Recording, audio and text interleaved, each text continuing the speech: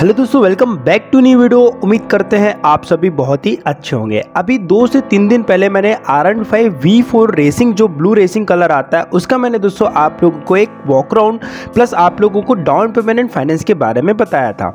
तो भाई वहाँ पे मुझे ये कमेंट आए थे कि भाई एक बार R15M का भी जो है फाइनेंस वाला वीडियो लेकर आओ। और ऑब्वियसली बात है कि अभी दिवाली का समय आने वाला है और दिवाली के समय में बहुत ज़्यादा ऑटोमोबाइल व्हीकल की मतलब सेलिंग होती है और ज़्यादातर भाई ऑब्वियसली बात है हम फाइनेंस में लेते हैं क्योंकि आजकल जो बाइक का प्राइस है वो भी काफ़ी ज़्यादा हो चुका है। तो चलिए दोस्तों, आज की शुरू में बात करते हैं यामाहा R15M के फाइनेंस के बारे में। अगर चैनल पे पहली बार आए तो प्लीज़ सब्सक्राइब कर लीजिएगा, बेल के आइकन को ऑन कर लीजिएगा ताकि ऐसे ही इंटरेस्टिंग वीडियो के नोटिफिकेशन भी आप तक पहुंचते रह सके एंड आप मेरे वीडियो से अपडेट रह सकें। सो चलिए दोस्तों, आज की इस इंटरेस्टिंग वीडियो को शुरू करते बात करते यामाहा R15M के बारे में।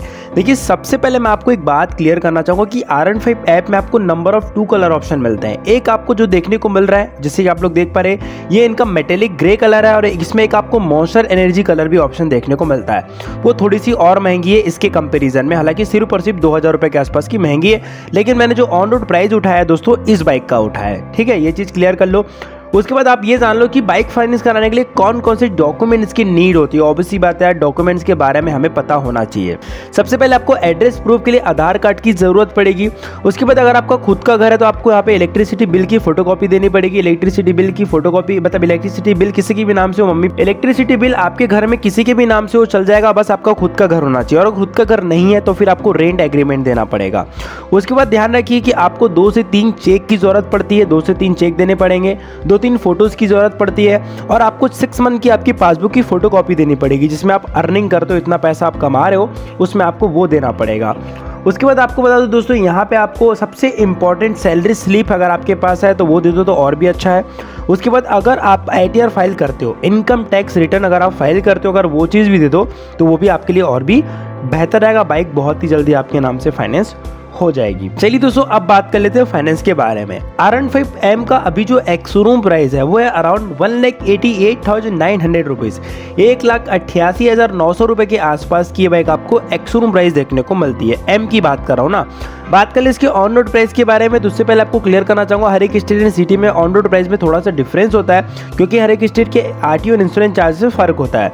R15M हमारे यहाँ लगभग 2,15,000 2,15,000 रुपये के आसपास की ऑन रोड प्राइस देखने को मिलती है। ताकि आप लोगों के सिटी एंड स्टेट में इस बाइक का क्या ऑन रोड प्राइस अगर आपको पता हो तो प्लीज़ मुझे कमेंट करके ज़रूर बताइएगा। चलिए दोस्तों, आज की इस वीडियो में आगे बढ़ते हैं। आज की इस वीडियो में मैंने जो डाउन पेमेंट अमाउंट लिया हुआ है वो लिया हुआ है 65,000। जी हाँ, 65,000 रुपये मैंने डाउन पेमेंट अमाउंट इस बाइक का लिया हुआ है। अब मान लीजिए 65,000 रुपये आपका डाउन पेमेंट अमाउंट हो गया, 2,15,000 में आप इसे मैनेज कर दिए तो बचा हुआ जो अमाउंट है वह 1,50,000 रुपये। अब ध्यान रखिए, जब आप बाइक फाइनेंस कराते हो चाहे आप किसी प्राइवेट कंपनी से कराओ या किसी गवर्नमेंट से कराओ, आपको देना पड़ता है प्रोसेसिंग फीस। जी हाँ, प्रोसेसिंग फीस आपको देना पड़ता है। अब यहाँ पे दोस्तों 1,50,000 के पीछे कम से कम 10,000 रुपये प्रोसेसिंग फीस तो लग ही जाएगा। अब 10,000 रुपये आपका प्रोसेसिंग फीस हो गया तो आपका जो टोटल अमाउंट हो गया वो गया 1,60,000 रुपये, 1,60,000 1,60,000 रुपये आपका टोटल अमाउंट हो गया।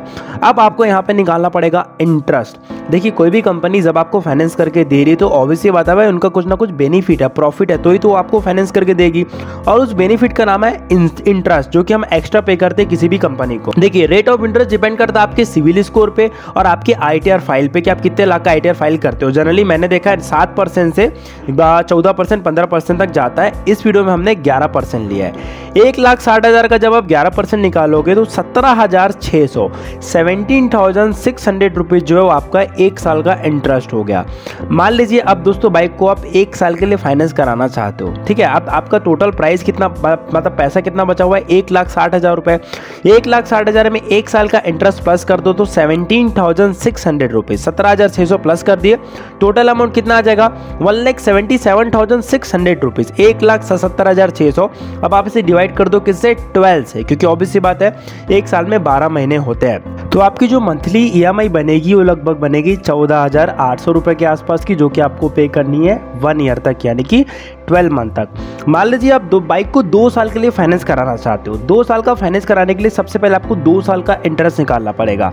आपका 1 साल का इंटरेस्ट है 17,600। 17,600 इंटू 2 कर दो तो आपका टोटल इंटरेस्ट आ जाएगा 35,200 रुपीज़, 35,200। अब 1,60,000 में आप 35,200 को प्लस कर दो तो आपका टोटल अमाउंट कितना आ जाएगा 1,95,200 रुपीज़, 1,95,200। अब आप इसे डिवाइड कर दो किससे, 24 से, क्योंकि ऑब्वियसली बात है 2 साल के लिए फाइनेंस कर रहे हो और 2 साल में 24 महीने होते हैं। तो आपकी मंथली जो EMI बनेगी वो लगभग बनेगी 8,133 रुपये के आसपास की, जो कि आपको पे करनी कब तक, 2 ईयर्स तक, मतलब 24 मंथ। मान लीजिए दोस्तों अगर बाइक को आप 3 साल के लिए फाइनेंस कराना चाहते हो, हालांकि मैं आपको कभी भी सजेशन नहीं देता कि 3 साल के लिए फाइनेंस कराओ, क्योंकि 3 साल में भाई जो इंटरेस्ट लगता है ना वो काफ़ी ज़्यादा लग जाता है, मतलब कि ब्याज। अब 1 साल का इंटरेस्ट है 17,600, 17,600 इंटू 3 कर दो तो 52,800, 52,800 रुपीज़ आपका टोटल सिर्फ और सिर्फ इंटरेस्ट हो गया, जो कि आप एक्स्ट्रा पे कर रहे हो। अब 1,60,000 रुपये में आप इसे प्लस कर दो तो आपका टोटल अमाउंट कितना आ जाएगा 2,12,800 रुपीज़, 2,12,800 रुपये के आसपास का आपका टोटल अमाउंट हो गया। अब आप इसे 36 यानी कि 36 से डिवाइड कर दो, क्योंकि ऑब्वियसली बात है 3 साल में 36 महीने होते हैं, तो आपकी जो मंथली EMI बनेगी वो बनेगी लगभग 5,911 रुपये के आसपास की, जो आपको पे करनी कब तक, 36 महीने तक। सो दोस्तों ये था R15M का complete down payment and finance video. अब आप लोग बताइएगा कि आप लोग चाहते हैं कि मैं किसी डाउन पेमेंट पे वीडियो बनाऊं, जो भी आप लोग चाहते हैं वो आप कमेंट करके बोल सकते हैं। और अगर आपको और बात करनी, इंस्टाग्राम में सेम नाम से मिल जाऊंगा, द समीर व्लॉग के नाम से, आप लोग आकर वहां भी मुझसे बात कर सकते हैं। उम्मीद करते हैं आपको छोटी सी इंटरेस्टिंग वीडियो अच्छी लगी। वीडियो अच्छी लगी लाइक करना, चैनल पे पहली बार है तो सब्सक्राइब कर लेना। मिलता है दोस्तों नेक्स्ट वीडियो में। लव यू ऑल, जय हिंद, वंदे मातरम।